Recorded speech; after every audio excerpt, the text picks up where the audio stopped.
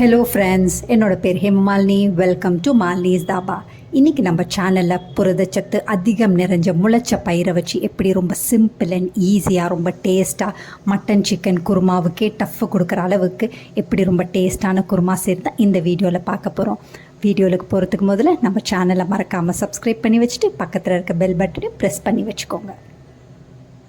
குருமா செய்கிறதுக்கு ஃப்ரெஷ்ஷாக ஒரு பேஸ்ட் ஒன்று அரைக்கணும். அதுக்கு நான் அரை கப் அளவுக்கு ஃப்ரெஷ்ஷாக துருவின தேங்காய் மிக்ஸி ஜாரில் சேர்த்துருக்கேன். இதில் 3 பச்சை மிளகா, 2 துண்டு பட்டை சேர்த்துக்கோங்க, 2 ஏலக்காய், 3 கிராம்பு சேர்த்துக்கோங்க. ஃப்ரெஷ்ஷான புதினாவும் கொத்தமல்லியும் கொஞ்சமாக சேர்த்துக்கோங்க. இதில் 1 டீஸ்பூன் அளவுக்கு எள்ளு சேர்த்துக்கோங்க, 3/4 டீஸ்பூன் அளவுக்கு சோம்பு சேர்த்து கொஞ்சமாக தண்ணி ஊற்றி நைஸாக பேஸ்ட் மாதிரி அரைச்சி ஒரு பக்கத்துக்கு எடுத்து வச்சுக்கலாம். இன்னொரு பக்கத்தில் ப்ரெஷர் குக்கர் அடுப்பில் வச்சுருக்கேன். இதில் 2 டேபிள் ஸ்பூன் அளவுக்கு எண்ணெய் சேர்த்துக்கோங்க, 3/4 டீஸ்பூன் அளவுக்கு சோம்பு சேர்த்துக்கோங்க. சோம்பு நல்லா பொரிஞ்சோன்னா ஒரு பெரிய வெங்காயத்தை நல்லா பொடியாக நறுக்கி வச்சுருக்கேன். அதோட 2 பச்சை மிளகா உடச்சி போட்டு வச்சுருக்கேன். அதையும் சேர்த்து நல்லா வதக்கி விட்டுக்கோங்க. 1 நிமிஷம் நல்லா வதங்கினோடனே இதில் 1 டேபிள் ஸ்பூன் அளவுக்கு இஞ்சி வெள்ளை பூண்டை நல்லா தட்டி போட்டு வச்சுருக்கேன். அதையும் சேர்த்து நல்லா வதக்கி விட்டுக்கோங்க. வெங்காயம், இஞ்சி வெள்ளை பூண்டு நல்லா வதங்குறதுக்காக 3/4 டீஸ்பூன் அளவுக்கு உப்பு சேர்த்துக்கோங்க. உப்பையும் சேர்த்து நல்லா வதக்கி விட்டுக்கோங்க. 2 நிமிஷம் கைவிடாமல் நல்லா வதக்கி விட்டுக்கோங்க. வெங்காயத்தோட நிறம் மாறணும், அதே நேரத்தில் இஞ்சி வெள்ளை பூண்டோட பச்சை மணம் போகணும். அந்த அளவுக்கு நல்லா வதக்கி விட்டுக்கோங்க.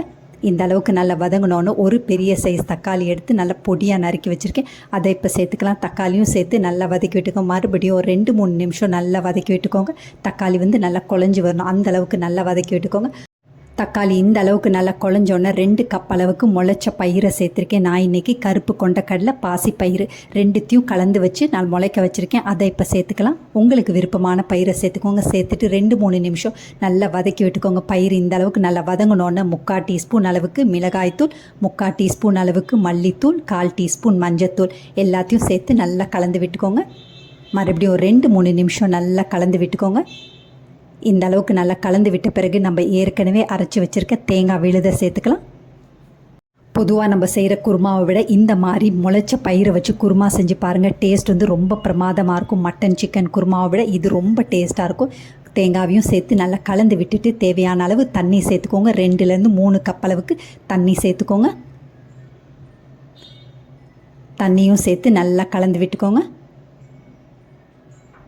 இப்போ உப்பு காரம்லாம் செக் பண்ணிக்கோங்க. உப்பு நம்ம 3/4 டீஸ்பூன் அளவுக்கு தான் உப்பு சேர்த்துருந்தோம். இப்போ தேவையான அளவு உப்பு சேர்த்துக்கோங்க. அதோட 1/4 டீஸ்பூன் அளவுக்கு கரம் மசாலா தூள் சேர்த்துக்கோங்க. சேர்த்துட்டு நல்லா கலந்து விட்டுக்கோங்க.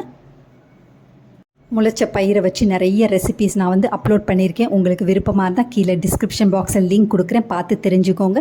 நல்லா கலந்து விட்டுட்டு ப்ரெஷர் குக்கர் மூடியும் போட்டு வெயிட்டை போட்டு 3-4 விசில் ஹை ஃப்ளேமில் வரைக்கும் நல்லா வேகட்டும். அதுக்கு பிறகு அடுப்பு ஆஃப் பண்ணிவிட்டு ப்ரெஷரும் நல்லா ரிலீஸ் ஆனோன்னு ஓப்பன் பண்ணி பார்த்துடலாம். பாருங்கள், இப்போ நல்ல கமகமான ரொம்ப அருமையான மட்டன் சிக்கன் குருமாவுக்கே டஃப் கொடுக்குற அளவுக்கு முளைச்ச பயிரை வச்சு ரொம்ப டேஸ்ட்டாக சிம்பிள் அண்ட் ஈஸியாக ஒரு குருமா ரெடி பண்ணிட்டோம். இந்த குருமாவை சப்பாத்தி, பூரிக்கு மட்டும் இல்லை, நல்லா ரைஸோட பிசைஞ்சு சாப்பிடும்போது கூட டேஸ்ட் ரொம்ப பிரமாதமாக இருக்கும். இது ஒரு தடவை செஞ்சிங்கன்னா அடிக்கடி செய்ய ஆரம்பிச்சிங்க, அந்த அளவுக்கு டேஸ்ட் ரொம்ப பிரமாதமாக இருக்கும். கடைசியாக கை நிறைய பொடியாக நறுக்குன்னு ஃப்ரெஷ்ஷான கொத்தமல்லியும் தூவி மறுபடியும் நல்லா கலந்து விட்டுட்டு பரிமாறிடலாம். இதே மாதிரி அளவுகளோட நீங்களும் இதை செஞ்சு பார்த்துட்டு எப்படி இருக்குன்னு கமெண்ட் பண்ணுங்கள். பிடிச்சிருந்தா இந்த ரெசிபியை உங்கள் ஃபேமிலி ஃப்ரெண்ட்ஸோட ஷேர் பண்ணுங்கள், லைக் பண்ணுங்கள், சேவ் பண்ணி வச்சுக்கோங்க. இந்த மாதிரி புரதச்சத்து நிறைந்த ரெசிபிஸ் வேணும்னாலும் மறக்காமல் நம்ம சேனலை சப்ஸ்கிரைப் பண்ணி வச்சுக்கோங்க. தேங்க்ஸ் ஃபார் வாட்சிங் ஃப்ரெண்ட்ஸ்.